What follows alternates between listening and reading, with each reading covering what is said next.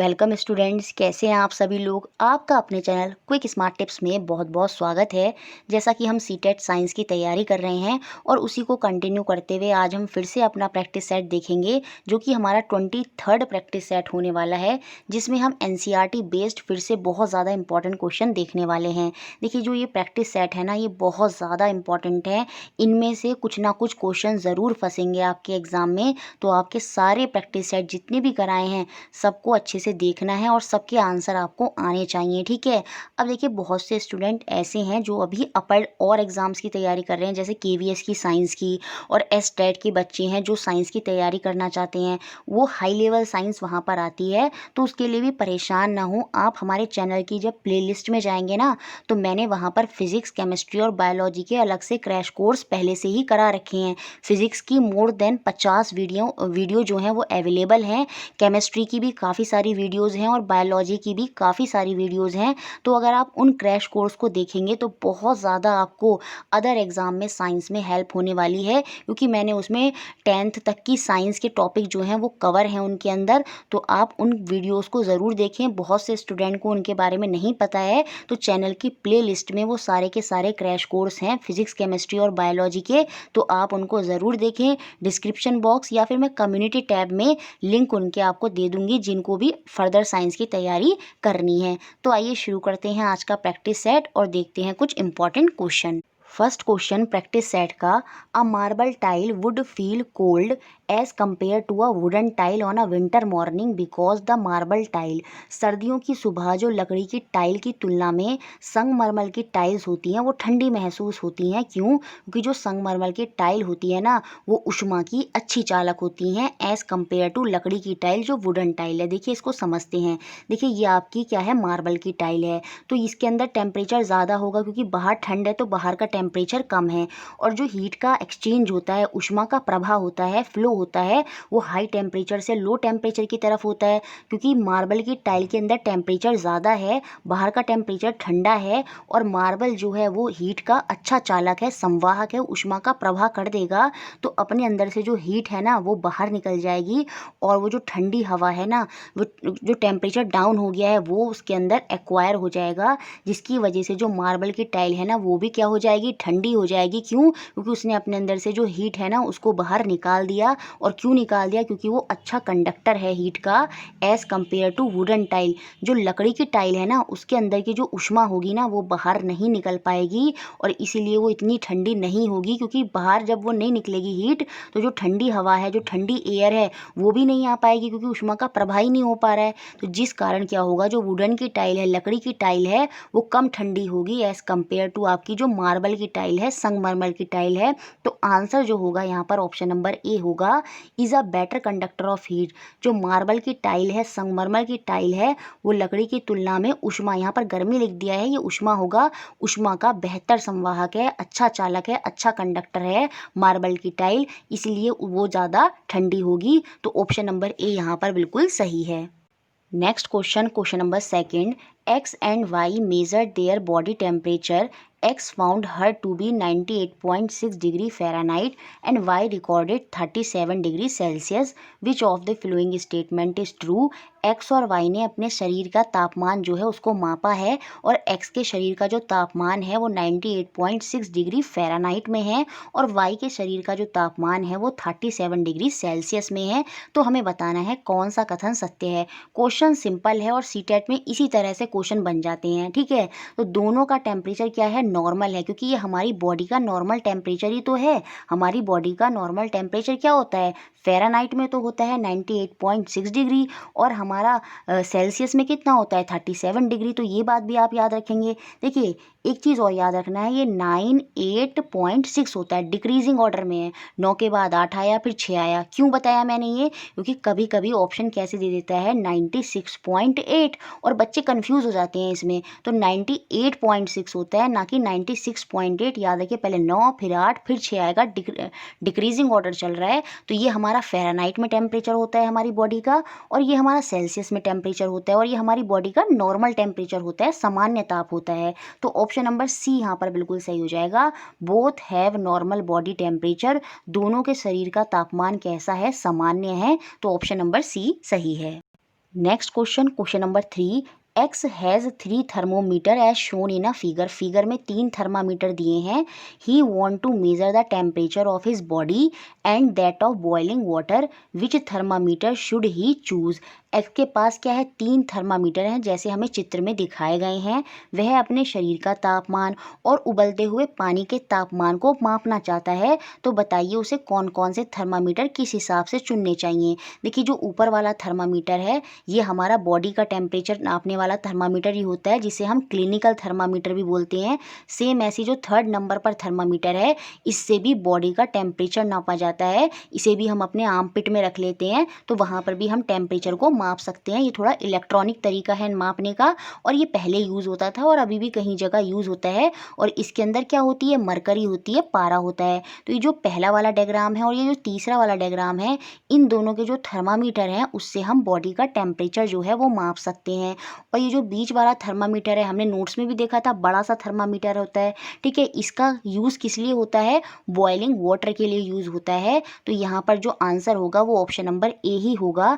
Thermometer 1st और 3rd जो है, उन दोनों से तो हम बॉडी के टेम्परेचर को मेज़र कर सकते हैं। और जो थर्मामीटर 2nd है, इससे हम किसका टेम्परेचर मेज़र करेंगे, बॉइलिंग वाटर का टेम्परेचर मेज़र करेंगे। अच्छा, हम क्लिनिकल थर्मामीटर से क्यों नहीं कर सकते, क्योंकि इसकी रेंज इतनी नहीं होती है। बॉइलिंग वाटर का टेम्परेचर 100 डिग्री होता है और इसकी रेंज इतनी नहीं होती है। और अगर ऐसा हम करेंगे तो ये थर्मामीटर फट जाएगा। तो इसके लिए अलग से दूसरा लेबोरेटरी थर्मामीटर यूज़ होता है, प्रयोगशाला थर्मामीटर यूज़ होता है, जिससे हम बॉइलिंग वाटर का ताप जो है वो मापते हैं। तो ऑप्शन नंबर ए यहाँ पर सही है।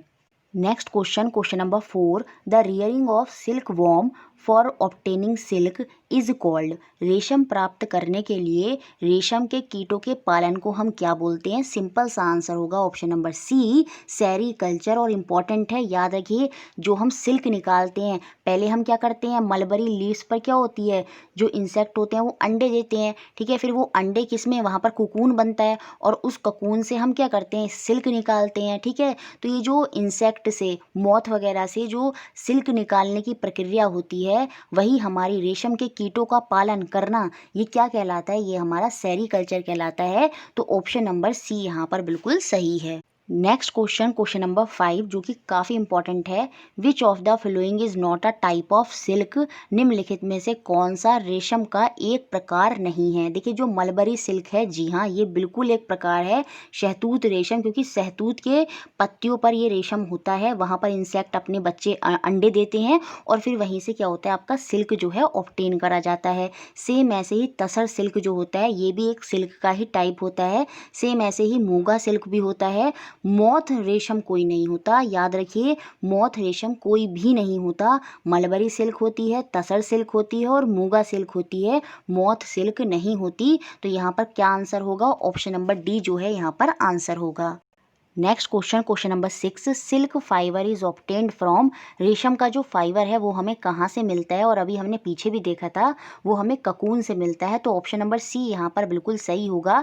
जो अंडा होता है मलबरी लीव से, वही आगे चल के क्या बन जाता है, ककून बन जाता है, और वहाँ से फिर जो है लार्वा जो है वो हैच कर जाता है, वहाँ से फिर वो इंसेक्ट जो है बाद में निकल जाता है। तो जो ककून का, जहाँ पर ककून बनता है, वहीं से क्या करते हैं, हम सिल्क को प्राप्त करते हैं। तो याद रखिए, जो सिल्क है वो कहाँ से मिलता है, रेशम कहाँ से मिलता है, वो ककून से मिलता है। तो ऑप्शन नंबर सी यहाँ पर सही है।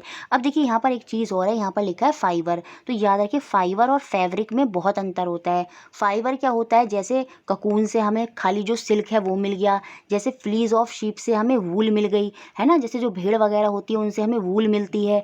जूट से हमें क्या मिलता है, जूट मिलता है। तो वो कच्चा सामान होता है, तो वो जो कच्चा रॉ मटेरियल है ना, वो आपका फाइबर होता है। लेकिन जब वो कपड़ा बनकर पूरा प्रोसेस करने के बाद जब वो पूरा तैयार हो जाता है, तो वो हमारा फैब्रिक होता है। तो फाइबर और फैब्रिक में अंतर होता है। तो यहाँ पर फाइबर रॉ मटेरियल की बात हो रही है, जो शुरू में ही प्राप्त होता है हमें। जैसे वूल जो है वो हमें शीप, भेड़ों से मिल जाता है, ऐसे ही हमें जो सिल्क है वो कहाँ से मिलता है, ककून से मिलता है। तो ये बात भी आप ध्यान रखेंगे।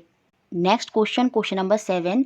वूल fibre can not be obtained from which of the following, ऊन फाइबर निम्नलिखित में से किससे प्राप्त नहीं किया जा सकता, ये हमें बताना है। देखिए जो वूल होता है ना वो मॉथ क्या होती है, एक तरह का इंसेक्ट होता है और उससे हमें ऊन नहीं मिल सकती। तो यहाँ पर जो आंसर होगा वो आपका ऑप्शन नंबर डी ही होगा। बाकी जो बकरी है, गोट है और जो लामा है, जो अल्पाका है, ये सारे एनिमल के नाम हैं जिनसे हमें ऊन मिलती है, वूल मिलती है। लेकिन मॉथ से हमें कोई वूल नहीं मिलती क्योंकि एक तरह का कीड़ा होता है, इंसेक्ट का टाइप ही होता है। तो ऑप्शन नंबर डी यहाँ पर बिल्कुल सही है। Next question number 8, selective breeding is the process of, चयनात्मक प्रजनन क्या होता है ये हमें बताना है। देखिए इसमें क्या होता है, हम कुछ स्पेशल टाइप की प्रॉपर्टीज़ के जो पेरेंट होते हैं उनको उठाते हैं, उनका ब्रीडिंग कराते हैं, उनका प्रजनन कराते हैं और एक नई प्रकार की प्रजाति जो है, स्पेशल टाइप की प्रजाति जो है वो बन जाती है। वही आपकी सेलेक्टिव ब्रीडिंग होती है। दो अलग अलग टाइप के पेरेंट जिनकी स्पेशल प्रॉपर्टीज़ हैं उनको हाइब्रिड कराया जाता है, उनकी ब्रीडिंग कराई जाती है, उनका प्रजनन कराया जाता है ताकि एक अलग टाइप की प्रजाति जो है स्पेशल फीचर की बनकर तैयार हो जाए। तो वही आपकी सेलेक्टिव ब्रीडिंग होती है। तो ऑप्शन नंबर बी यहाँ पर बिल्कुल सही होगा। Selecting the parent with desired properties, यहाँ पर हम क्या करते हैं, जो पेरेंट होते हैं उनको जो उनकी भिन्न भिन्न प्रॉपर्टीज़ हैं उनके पेरेंट को हम सेलेक्ट करते हैं ताकि हमें जो चीज़ चाहिए वो हमें मिल सके। तो वही आपकी सेलेक्टिव ब्रीडिंग होती है। तो ऑप्शन नंबर बी यहाँ पर बिल्कुल सही है। Next question number 9, the general process that take place at a sheep shearing shed is, भेड़ के बाल काटने वाले शेड में होने वाली सामान्य प्रक्रिया क्या होती है।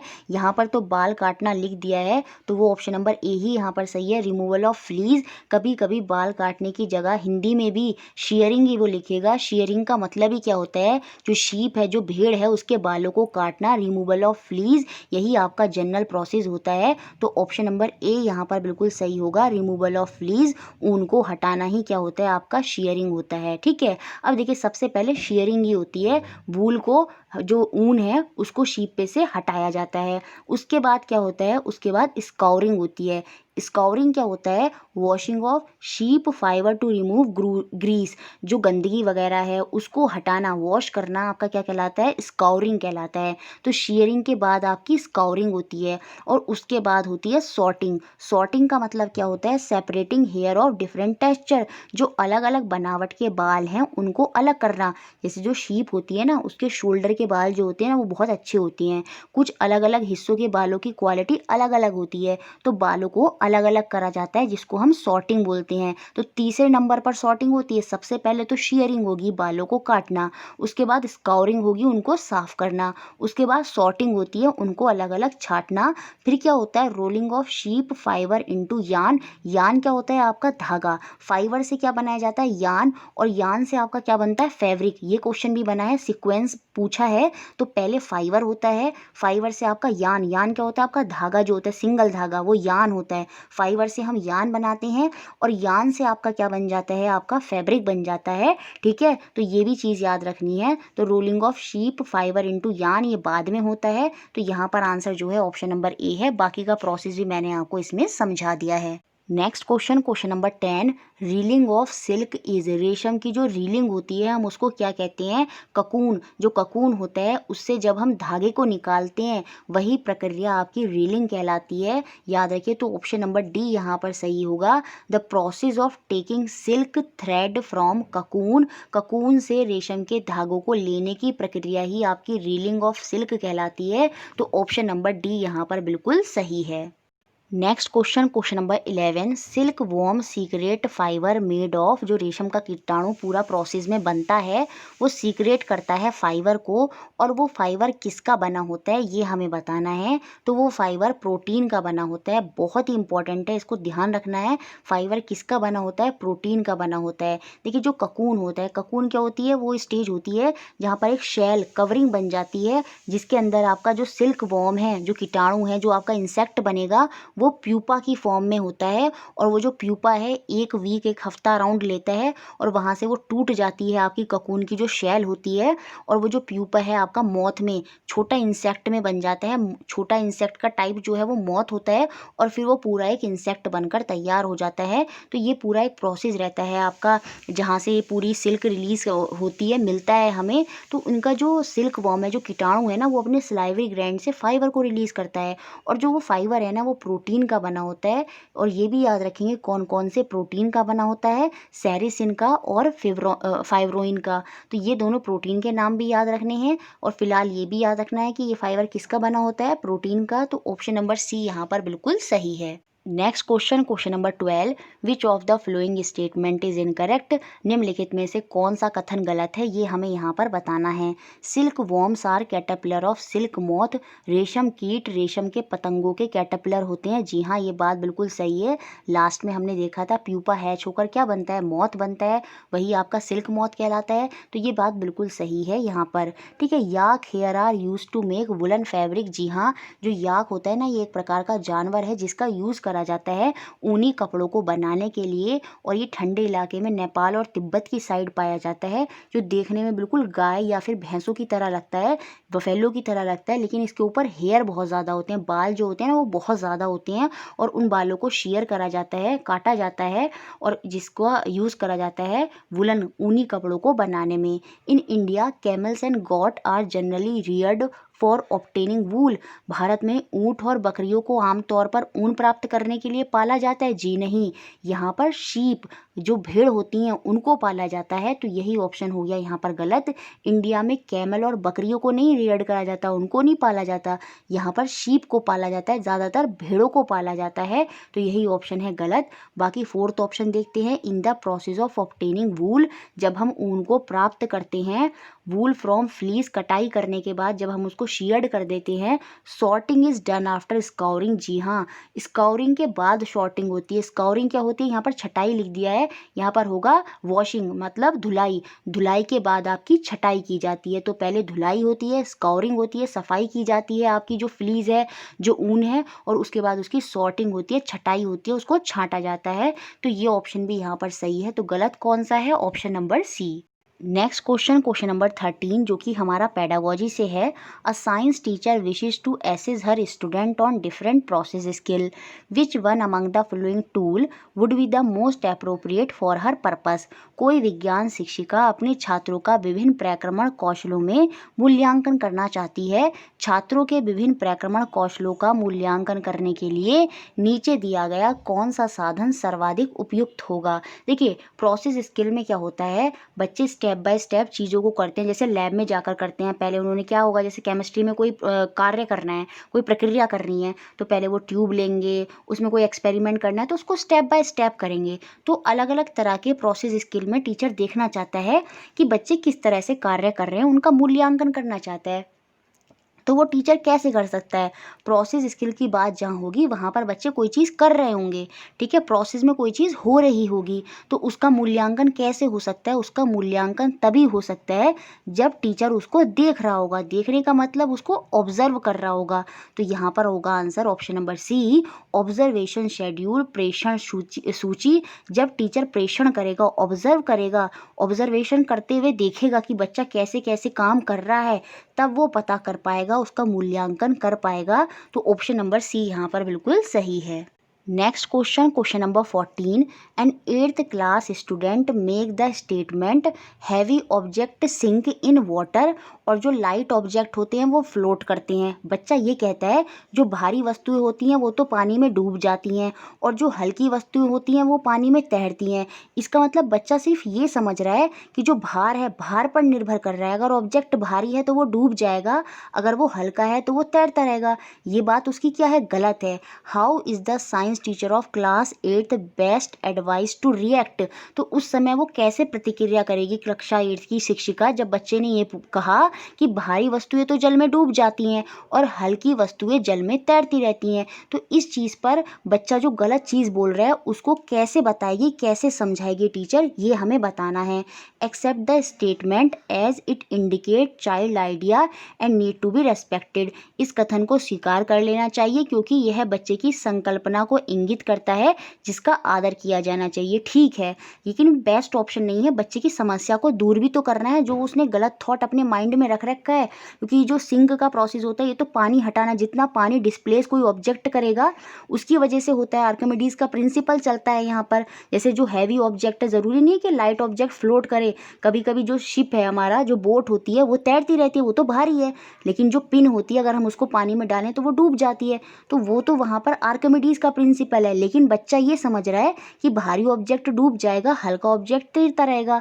तो उसका ये कॉन्सेप्ट हमें क्लियर करना है। तो कथन को स्वीकार करने से काम नहीं चलेगा, कॉन्सेप्ट को क्लियर भी करना है। तो उसमें टीचर सबसे बेस्ट क्या कर सकता है, प्रेजेंट काउंटर एग्जाम्पल, बहुत सारे उदाहरण देगा और ऐसे डिफरेंट मटेरियल को अरेंज करेगा जो अलग शेप के होंगे, अलग साइज़ के होंगे, अलग वेट के होंगे, ताकि बच्चा जो है उनको इन्वेस्टिगेट करे, खुद से देखे। जब वो देखेगा कि अच्छा कोई भारी सामान है वो पानी में तैर रहा है, लेकिन जो हल्का सामान है वो डूब गया है, तब उसको पता चलेगा कि वो गलत सोच रहा था। कॉन्सेप्ट कुछ और है। कॉन्सेप्ट ये नहीं है कि भारी वस्तु डूब जाती है और हल्की वस्तु तैरती रहती है। और टीचर के लिए सबसे बेस्ट यही होगा कि वो बच्चों को एग्जाम्पल दे और उन चीज़ों को समझाने के लिए कुछ मटेरियलों को अरेंज करे और फिर बच्चों से करने के लिए चीज़ों को कहे। तो ऑप्शन नंबर सी यहाँ पर बिल्कुल सही है। Next question number 15, which one of the following should not be an aim of science education at upper primary level. बात कहाँ पर हो रही है, अपर प्राइमरी लेवल पर।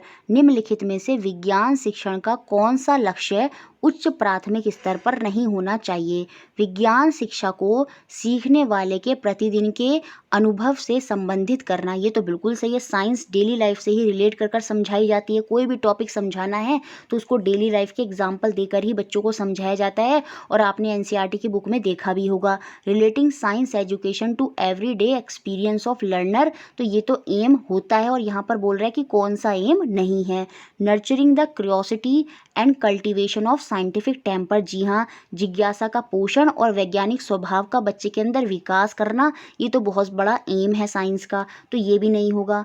इनकलकेटिंग वैल्यूज़, मूल्यों को आत्मसात करना, ये मोरल के अंदर आएगा और ये 1 to 5th में होगा, 5th to 8th में नहीं होगा। यहाँ पर हम बच्चे की वैल्यूज़, जो मूल्य हैं कि उन चीज़ों को ऐसे करना चाहिए, हमें चिटिंग नहीं करनी चाहिए, हमें एक्सपेरिमेंट अगर हम कर रहे हैं तो हमें किसी का देखना नहीं चाहिए, ये सारी चीज़ें बच्चों को बचपन में सिखाई जाती हैं और ये साइंस में इतनी इंपॉर्टेंट नहीं होंगी। ये तो हम मोरल अदर सब्जेक्ट के थ्रू भी बच्चे को बता सकते हैं। साइंस में मुख्य एम ये नहीं होगा अपर प्राइमरी लेवल पर। तो ऑप्शन नंबर सी ही यहाँ पर गलत होगा। बाकी presenting fact of science to the learner, विज्ञान के तथ्यों को सीखने वाले को प्रस्तुत करना, जी हाँ, यहाँ पर हम